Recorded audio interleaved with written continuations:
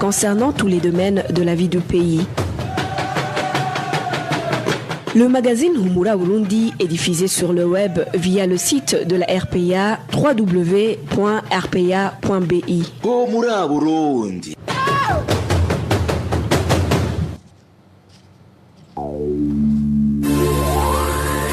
À la présentation, Janvier Ninina Hazgue.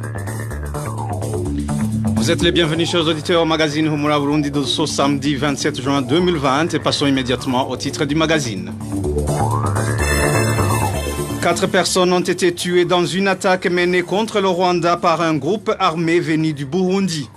La Tanzanie promet de parrainer le Burundi pour son adhésion à la SADC. Au cœur de la société, on parlera des défis auxquels font face les éleveurs du camp des réfugiés de Mahama suite à la pandémie Covid-19.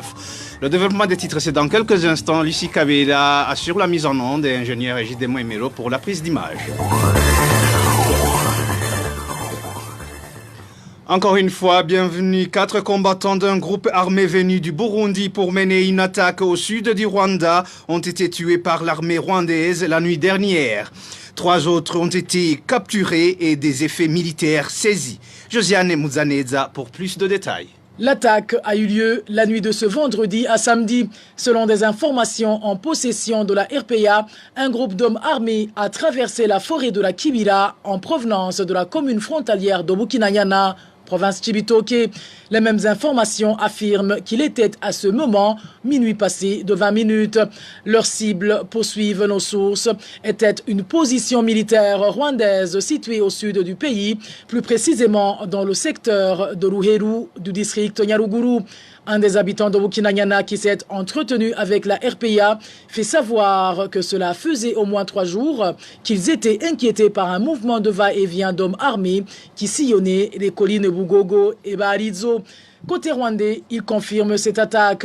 Selon un communiqué sorti ce samedi matin et émanant des forces armées rwandaises, leurs militaires ont mené un combat acharné avec ce groupe de gens et les ont repoussés jusque dans la forêt de la Kibira d'où ils étaient venus. Ces hommes armés étaient estimés à une centaine, poursuivent toujours nos sources. Le dit communiqué fait également état de 4 rebelles tués et de 3 militaires rwandais blessés. 3 assaillants auraient été capturés selon une des sources de la RPA. En plus de ces captifs, l'armée rwandaise a également pu mettre la main sur quelques armes et munitions, dont les balles et les grenades, sans parler des tenues militaires. Dans ce lot saisi figuraient aussi des rations conditionnées portant la mention « Force de défense nationale du Burundi ». Pour clore ce communiqué, l'armée rwandaise a promis de riposter, vu que ce n'est pas la première fois que ces groupes armés s'attaquent à eux. Contacté par la rédaction de la RPA, le colonel Floribert Biyeleke, porte-parole de l'armée burundaise, n'a pas décroché son téléphone. Entre-temps, une conférence de presse convoquée par cette même autorité militaire pour clarifier la situation a été annulée sans aucune explication.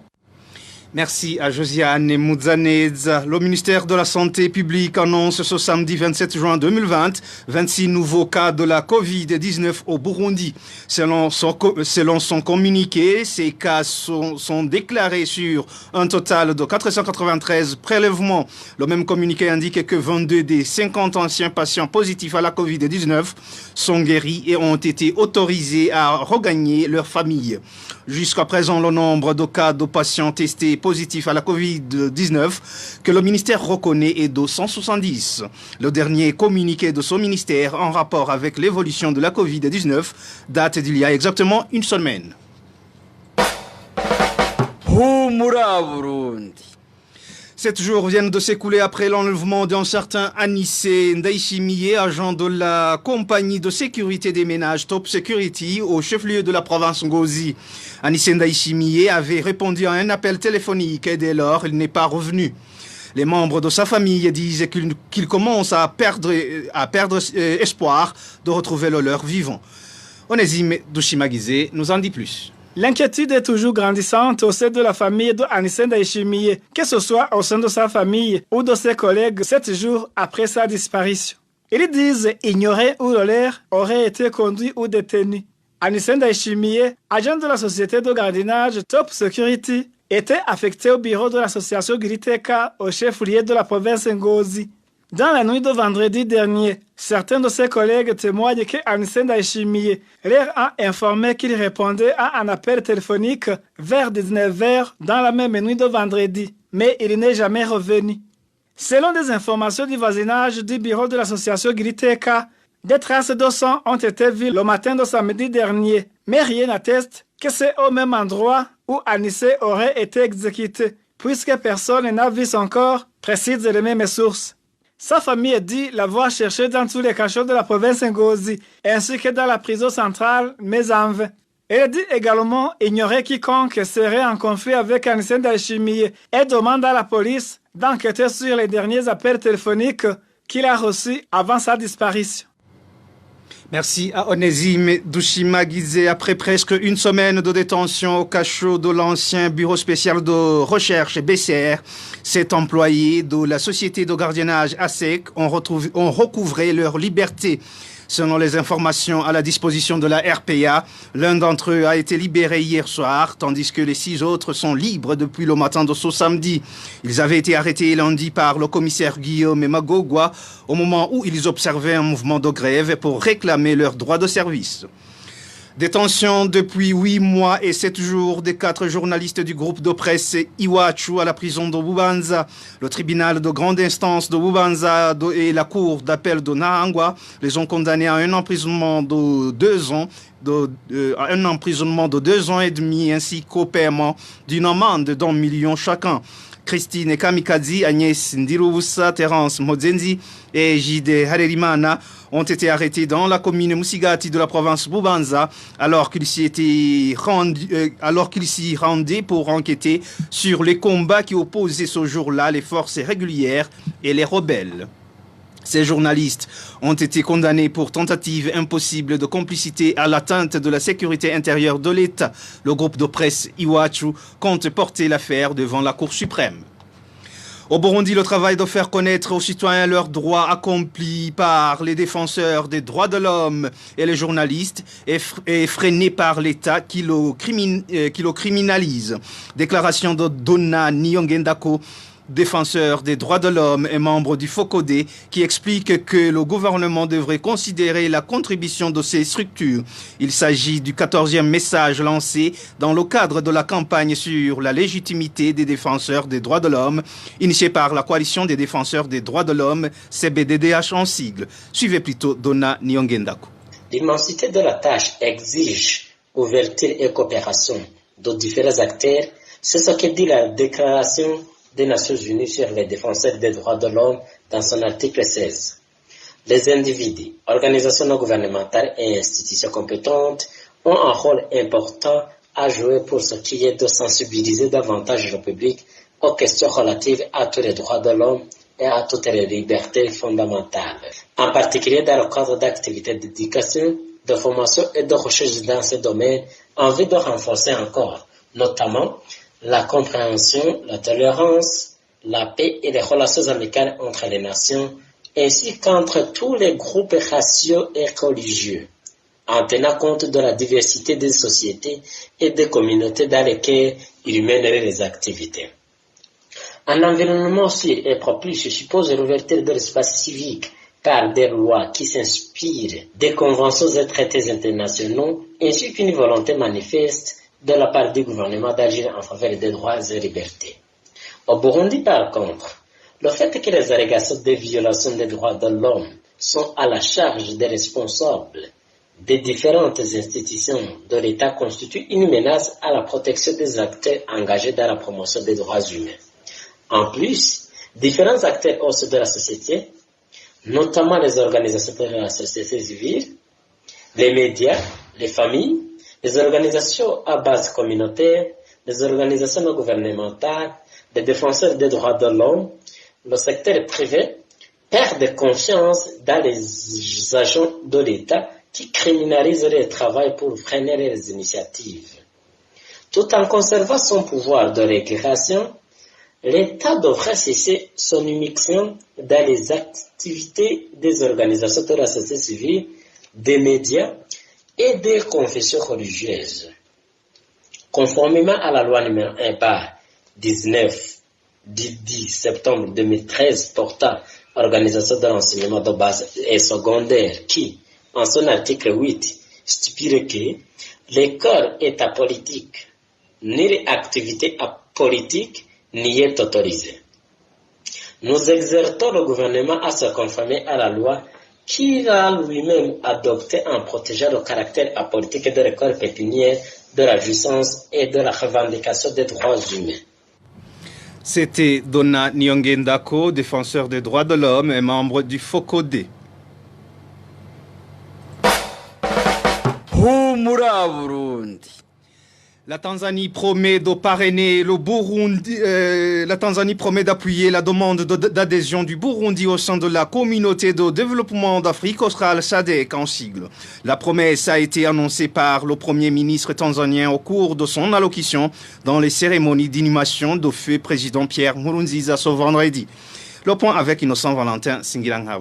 Au cours des cérémonies funéraires de feu Pierre Nkurunziza à Gitega ce vendredi, Kassim Majaliwa, Premier ministre tanzanien, a affirmé que l'idée d'adhésion du Burundi au sein de la SADC avait fait objet de sujets de discussion entre le président Pierre Nkurunziza et son homologue tanzanien Pombe Magufuli. Il dit être consterné par la disparition de Nkurunziza avant la réalisation de ce projet. La Tanzanie et le Burundi ne sont pas seulement des pays voisins, mais aussi ils sont des pays frères. Le grand projet que Nkurunziza laisse derrière lui est le débat entre lui et le président Magufuli de faire adhérer le Burundi à l'organisation SADC. Nous sommes très tristes de la disparition de Pierre Nkurunziza avant la réalisation de son rêve. Le Premier ministre tanzanien a ainsi souligné que son pays va soutenir la demande d'adhésion du Burundi au sein de la communauté de développement d'Afrique australe SADC. Nous sommes confiants que toi, son successeur, tu pourras réaliser ce projet. Nous, en tant que la Tanzanie, soutenus par notre président Magufuli, nous allons vous appuyer jusqu'à ce que le Burundi soit membre de la SADC. L'œuvre de feu Nkurunziza sera ainsi accomplie. Il avait beaucoup insisté à ce que le Burundi soit membre de la SADC. Rappelons que la demande du Burundi d'être membre de la SADC avait été rejetée à 2 reprises, successivement au mois de février 2017 et en mai 2019. Merci à Innocent Valentin Singiranghavo. Les habitants de la zone Ndava en commune Buganda de la province Chibitoke viennent de passer plus de 5 mois sans courant électrique. Actuellement, ils enregistrent d'énormes pertes car les outils qu'ils avaient achetés avec l'assurance d'être alimentés en électricité ne leur servent à rien. Le raccordement de la zone Ndava sur le réseau électrique avait eu lieu en janvier cette année. Le point avec Walter Kwizir. Les cérémonies d'inauguration de l'électrification de la commune Buganda avaient été honorées par Joseph Butore, le deuxième vice-président de la République, au mois de janvier 2020. Mais ce courant n'a duré que le temps de la rosée suite à une panne du transformateur du courant électrique. Cet habitant témoigne. C'est la commune qui avait donné le courant électrique grâce au budget de 500 millions accordé par le gouvernement pour chaque commune. C'est Butole qui s'était présenté le jour de l'inauguration de ce courant. Mais après son départ, le courant n'a duré qu'un mois suite à une panne du transformateur. Ce dernier a été réparé plus de 6 fois, mais en vain. Depuis le mois de décembre jusqu'à aujourd'hui, nous n'avons pas de courant. Les gens avaient déjà acheté des compteurs, mais personne n'a été approvisionné en courant électrique. Suite à son manque de ce courant, la perte enregistrée est énorme pour les habitants de cette commune, surtout ceux qui avaient contracté des crédits pour achat du matériel nécessitant du courant électrique pour fonctionner, ajoute notre source. Les habitants sont fatigués. Ils avaient emprunté des crédits dans les banques, les coopératives et les COPEC pour acheter des compteurs, des postes à souder, des moulins. Les autres avaient même loué des maisons pour des salons de coiffure. Pour le moment, ils se demandent comment ils vont payer tout ça et craignent que leurs biens ne soient saisis par ceux qui les avaient donnés en hypothèque électrique en promettant de rembourser le plus vite possible. Ces habitants pointent du doigt Emmanuel Bigirimana, administrateur communal, d'être responsable de la disparition du transformateur en bon état qui était destiné à la dite commune.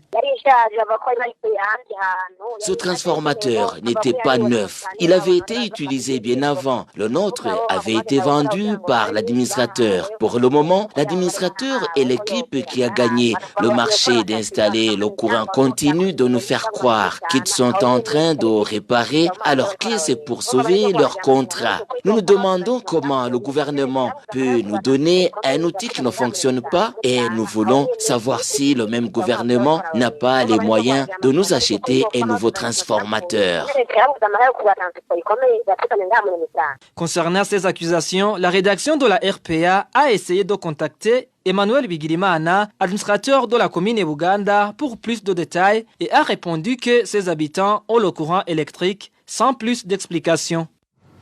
Merci à Walter Kwidze. La pénurie de sucre dans la province Rumongue depuis plus d'un mois. La petite quantité disponible sur le marché se vend à un prix exorbitant et surtout avec favoritisme. N'est-ce pas Marie-Ange Ilakote? Il est actuellement difficile de trouver du sucre dans la ville de Rumongue. Selon les habitants de cette ville, depuis plus d'un mois, le sucre est vendu par favoritisme. Il y a tout un mois que l'on observe la pénurie du sucre ici à Rumongue. Là où on peut le trouver, c'est dans une localité communément appelée Kukabiga. 1 kilo est servi pour 2500 francs burundais, mais aussi par favoritisme. Les habitants de Rumongue ajoutent que même la quantité disponible ne dure pas longtemps et les commerçants le vendent à un prix exorbitant. S'il advienne que le sucre soit disponible à cet endroit, il est distribué aux commerçants qui, à leur tour, le détaillent à un prix compris entre 3300 et 3500 francs burundais le kilo.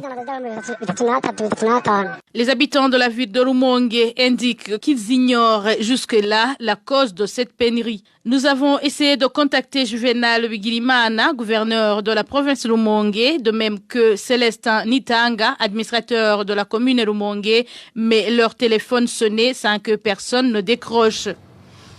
Merci à Marie-Ange Ilakoze. Le HCR en Ouganda lance une alerte à la communauté internationale. Cette organisation onusienne annonce qu'elle n'a plus de moyens pour continuer à assister les réfugiés se trouvant dans ce pays. De son côté, le gouvernement ougandais menace de refouler tous les réfugiés si la communauté internationale n'intervient pas. Balthazar Mibour. Sur les ondes de la Radio France Internationale, section Swahili, John Burton, le représentant du HCR en Ouganda, a déclaré que dans les prochains jours, la vie de plus d'1 million de réfugiés sera en danger. Ce cadre des Nations Unies a bien précisé qu'il n'y a pas de financement pour prendre en charge ces réfugiés à cause de la pandémie Covid-19. John Burton a indiqué qu'à partir du mois de décembre de cette année, il n'y aura plus de moyens pour faire vivre les réfugiés, dans les cas notamment à ce qui concerne la ration alimentaire, les soins de santé, la scolarisation des enfants, ainsi que toute autre chose dont ils ont besoin. À travers le ministre Hilary Onek ayant dans ses attributions la question des réfugiés, le gouvernement ougandais a fait savoir que si les Nations Unies ne sont plus à mesure d'assurer la survie des réfugiés qui sont sur son territoire, il sera obligé de rapatrier de force un grand nombre de ces réfugiés.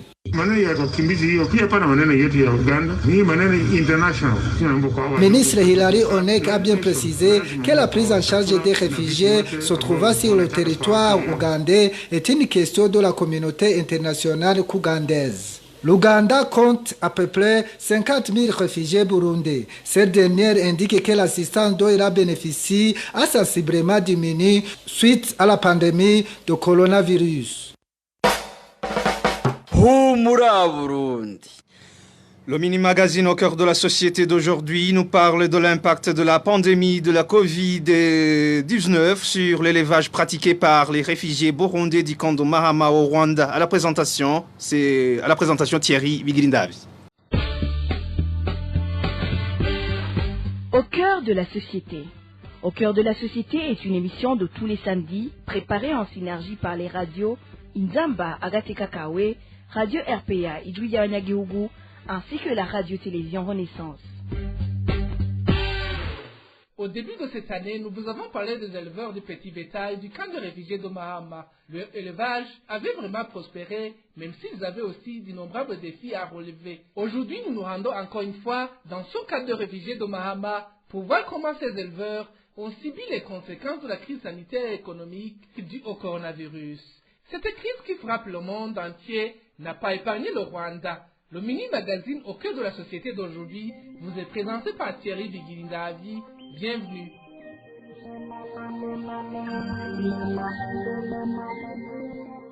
Les réfugiés burundais de Mahama font l'élevage de poules, de porcs ainsi que l'élevage de lapins. Il y a 6 mois, nous les avons visités à l'est du Rwanda, dans le district de Kirehe. Après, ces éleveurs ont créé une coopérative qu'ils ont appelée Nuchikinege. Bertrand Ngedakuriyo de la radio Inzamba les a rendu visite. Avec un sentiment de désespoir, cette voix est celle d'un des réfugiés burundais qui pratiquent l'élevage des poules. Il affirme que la pandémie du coronavirus a beaucoup impacté leur projet. Le manque d'alimentation et les médicaments ont poussé cet éleveur à vendre les poules qu'il possédait. J'ai vendu la plupart des poules pour ne pas tout perdre, parce que je ne pouvais pas m'approvisionner en médicaments. Pire encore, je ne pouvais pas acheter d'autres poules. Maintenant, nous utilisons le peu de moyens que nous avons pour prendre soin de ce petit effectif de poules qui nous reste. Même son de cloche pour les éleveurs de porcs. Les porcs qu'on avait ont été attaqués par les maladies. Plusieurs sont morts sans qu'on puisse même les vendre. Pour sauver ce qui restait dans l'élevage des poules, ces éleveurs ont opté de travailler ensemble. Aujourd'hui, il ne leur reste que 43 poules. Pour le moment, ils ne peuvent pas jouir des bénéfices de leur projet. Nous gagnons peu quand nous vendons les œufs au marché. Par exemple, les poules pondeuses sont autour de 30, équivalent à 30 œufs par jour. Le coût de l'alimentation varie entre 40 000 et 50 000 par mois. Pratiquement, nous obtenons par mois un bénéfice qui varie autour de 10 000 et 15 000 à la fin du mois. C'est vraiment peu, étant donné que nous sommes une association. Pour ces éleveurs, les projets ne manquent pas, mais les moyens insuffisants restent leur problème majeur. Ils aimeraient développer cette pratique d'une façon moderne en ajoutant d'autres petits détails comme les lapins, les porcs et les chèvres. Ces éleveurs de Mahama ne se sont pas résignés même s'ils ont été ruinés par la terrible pandémie de coronavirus. Bazumutima Jérôme est l'un de ces éleveurs.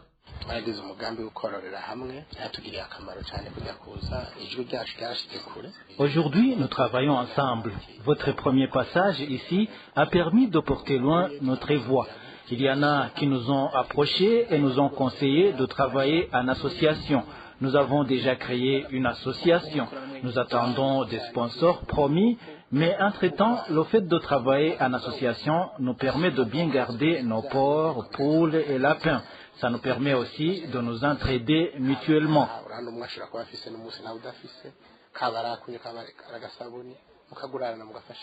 La représentation des réfugiés d'Asso camp de Mahama ne ménage aucun effort pour sensibiliser les réfugiés d'Asso sans entreprendre de petites activités génératrices de revenus. Bosco Nukubishatse est le représentant des réfugiés du camp de Mahama.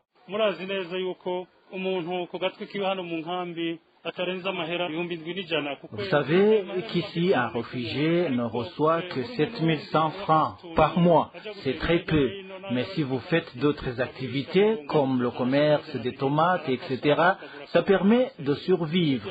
Quand on est en exil, on apprend beaucoup de choses. C'est pourquoi nous sensibilisons souvent les réfugiés pour qu'ils s'intéressent aux activités génératrices de revenus, que ce soit le commerce ou l'élevage, pour faire survivre leur famille. La pandémie de coronavirus a anéanti les éleveurs du petit bétail et du camp des réfugiés de Mahama. Le confinement qui les a empêchés de s'approvisionner en nourriture et en médicaments a coûté cher aux éleveurs. Et c'est par ici que prend fin ce mini-magazine au cœur de la société d'aujourd'hui. Thierry Bigirindavi était à la présentation. Au revoir. C'était l'émission Au cœur de la société. Et c'est par ici, amis chers auditeurs et auditrices, que nous mettons fin à ce magazine Humura Burundi de ce samedi 27 juin 2020. Merci pour votre aimable écoute. Merci à toute l'équipe de la rédaction pour la collecte et le traitement de toutes ces infos. Merci à Lucie Kabela et à l'ingénieur Egide Mouemelo pour la bonne collaboration technique. À la présentation, vous étiez avec Jean-Vier Nina Hazoué. Passez de bons moments chez vous.